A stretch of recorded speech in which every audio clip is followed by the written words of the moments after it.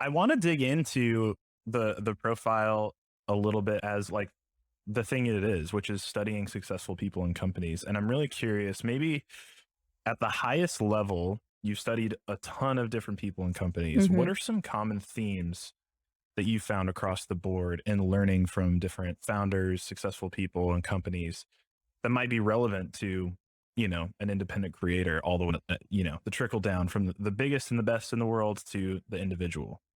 Yes. The biggest one that I always think about is that those people, the people who have really, really succeeded and they're just exceptional people that we think about, are people that have reinvented themselves time and time and time again, even in the face of like serious failure, even in the face of like where you and I would be like, oh no, there's no coming back from this. Examples that come to mind are Kobe Bryant, basketball, investor. He wrote a movie. He won an Oscar. Hmm. Things like that. Like it was different. He had different chapters to his life, and you couldn't always put him in a box. I always think about it like, if I'm writing an article about this person, how do I describe them? Because you can't just describe them in one word. You can't just be like athlete Kobe Bryant. Right. Martha Stewart, another one. I mean, the fact that she came back after going to prison for insider trading, and she is now a person who has appealed to my grandmother's generation, to my mom's generation, now to me, that's really Yeah. rare and really, really hard. But it's just, I think it's being able to reinvent yourself time and time again, but it's also like reframing failure and what that means to you, because some people will fail once and then never try again. And then other people see failure just as, oh, I took a risk and it didn't work out. Like Right. Sarah Blakely, that's how she thought about failure. And that's why she's now a billionaire. Yeah. That's so interesting. And I even think about just like quitting too soon. Mm, Anytime I talk to anybody about like getting into podcasting or media or whatever it is, I like the first thing I think of is like right now, probably the best competitive advantage someone can have, especially in the beginning, is not giving up too soon or not yeah. quitting after your first failure.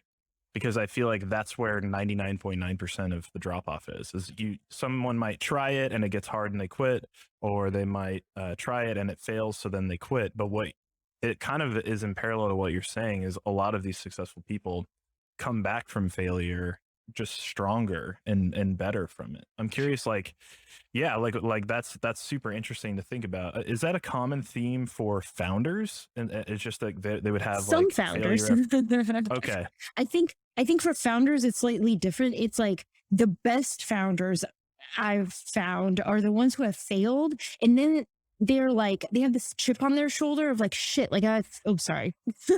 Can I curse on You this? can cuss, say whatever All you right, want. great. Yes. No, but like I failed. Now I have a chip on my shoulder. Now I need to prove myself. And those are the people that like go on to do something else that really succeeds, Mm, because they're just like angry and hungry, and that's really rare. That's why you'll see like the founders of all these really big companies now, they probably had something in their past where it just like failed completely.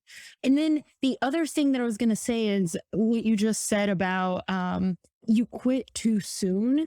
Ira Glass, who is this like podcasting, genius behind This American Life, he talks about the gap between your taste and your skill, and how so many people start with really good taste. Like they know they're a really good curator, a really good podcaster, a really good writer, but because they're so afraid of not being perfect and not putting out something into the world that is perfect, by the time they launch it and then they get feedback, there's been somebody else who has like released something shitty into the world. It's been a rough draft and iterated over and over and over again. He did that for 10 years. And finally, the gap between your taste and your skill began to shrink. And you right. actually are putting out something so amazing. And that's why I always say, like, you're not a real creator until you put something into the world and open yourself up to critique and just like wildly horrible things on the internet that people will give you all kinds of feedback.